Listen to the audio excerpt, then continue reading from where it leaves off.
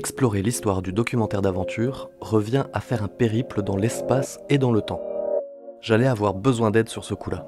Donc je m'appelle Stéphane Dugast et je suis secrétaire général de la Société des explorateurs français depuis 2015. Et je suis dans le milieu de l'aventure et de l'exploration depuis professionnellement l'an 2000. Et auparavant, depuis mes 8 ans quand je lisais Phileas Fogg et Jules Verne. Stéphane est passionné par un explorateur en particulier. Il lui a consacré 3 livres et 2 films documentaires. Au début du XXe siècle, Paul-Émile Victor n'est pas un explorateur comme les autres. Il avait tout de suite compris que, pour survivre dans la nouvelle société qui se dessinait, il allait devoir s'adapter. En 1937, avec d'autres grandes figures françaises du milieu de l'exploration, il décide de créer une association d'un genre nouveau. Alors ça s'appelle la Société des explorateurs et le Club des voyageurs. Et ils se réunissent entre eux parce que l'exploration est en train de changer de paradigme. Jusqu'à présent, on a fait de l'exploration principalement avec des visées économiques. On allait chasser la fourrure, on allait chasser les richesses présumées dans la jungle, dans les pôles. Et là, ça change de paradigme parce que les progrès font qu'on peut maintenant photographier ces explorations, ces expéditions, les filmer et derrière les partager au grand public. Ce qui est totalement nouveau. Et Victor, Paul-Émile, fait partie des pionniers qui revient d'une expédition avec 3 camarades au Groenland. Il a vu les Esquimaux, il va raconter les Esquimaux grâce non seulement à ses photos, ses récits, ce qui était le cas depuis des siècles, mais là, il rajoute la dimension film. Sur l'exploration et le cinéma, ça peut que être un mariage heureux parce que l'un et l'autre ont tous les ressorts et tous les ingrédients de ce que j'appelle la quête.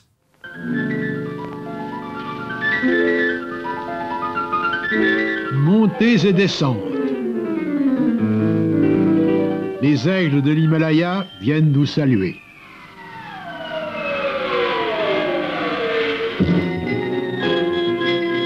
À 100 km d'ici, invisible, le Hidden Peak nous attend. 100 km à couvrir pour y tracer la route, atteindre le sommet, en revenir. Toute l'énormité de notre tâche apparaît et notre responsabilité.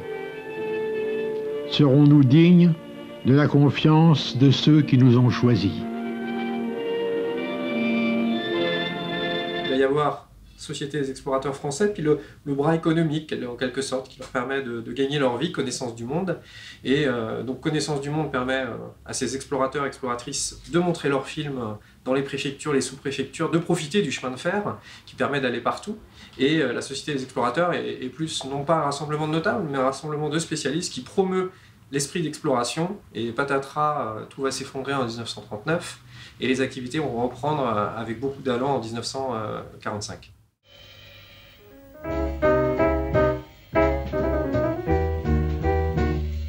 Que s'était-il donc passé? Rien.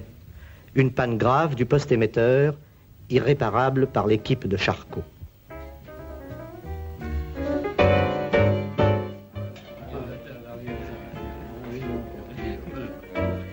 Oh, drôlement chouette, hein?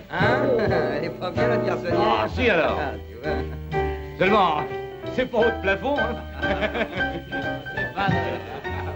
Et voilà. Pour ces hommes, le mot solidarité prend toute sa signification. Réunis, ils se sentent en sécurité. Oui, mais pour combien de temps? Que de choses contenues dans ces sourires retrouvés.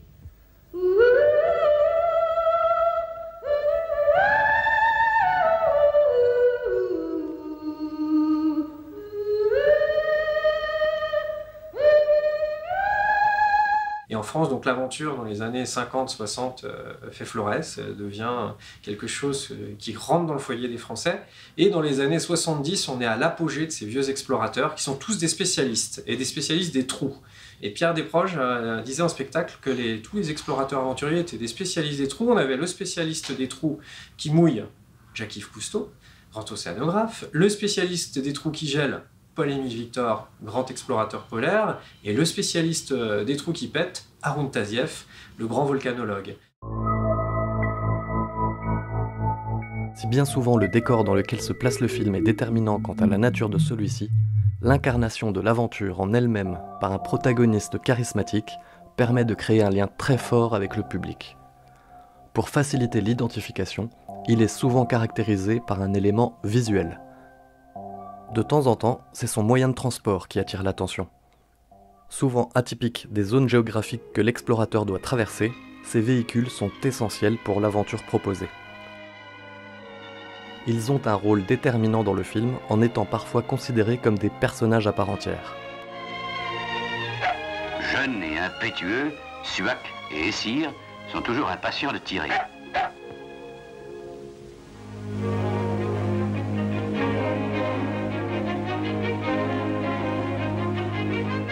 Dans ce cadre particulier, où la vie de l'explorateur dépend complètement de ce véhicule extraordinaire, il apparaît alors comme une extension de l'aventurier, une sorte d'objet prothétique avec lequel l'homme ne fait plus qu'un.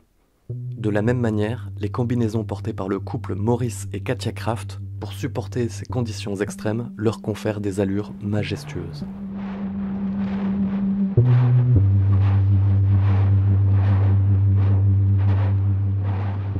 La confrontation avec la mort est une récurrence dans le milieu de l'aventure.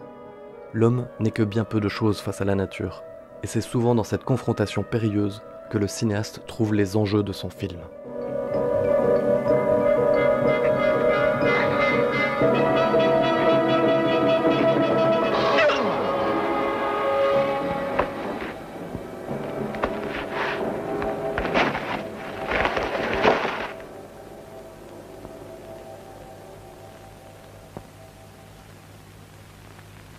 Coupé! C'est pas mal. On peut faire mieux. Dites-leur qu'on la refait. Allez, dépêchez-vous, le soleil est encore bon. C'est dans notre magasin. C'est le dernier. Faudra recharger. Le clap, on recommence? Allô, allô? Allons-y, moteur! Ça tourne? Les étoiles de midi, 01, deuxième fois.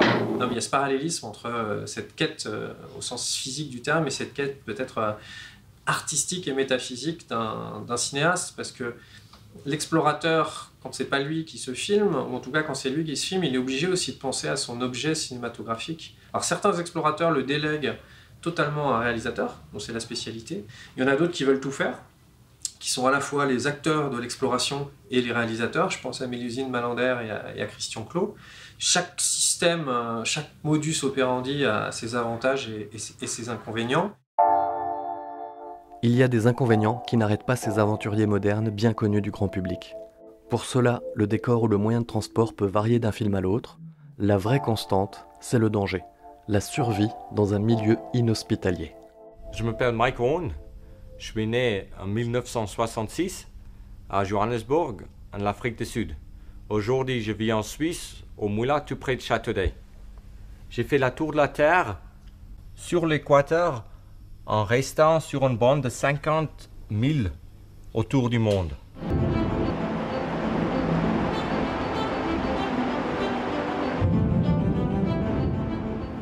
Le cinéma, en tout cas le documentaire d'exploration est souvent incarné parfois jusqu'à l'excès, parfois à bon escient, parce qu'il y a des bons clients.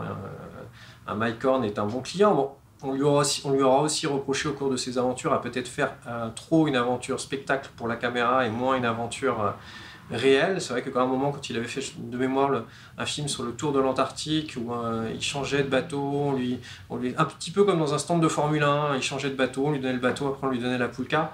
Ça avait un côté surréaliste. Néanmoins, pour l'avoir vu sur scène, c'est un type redoutablement efficace.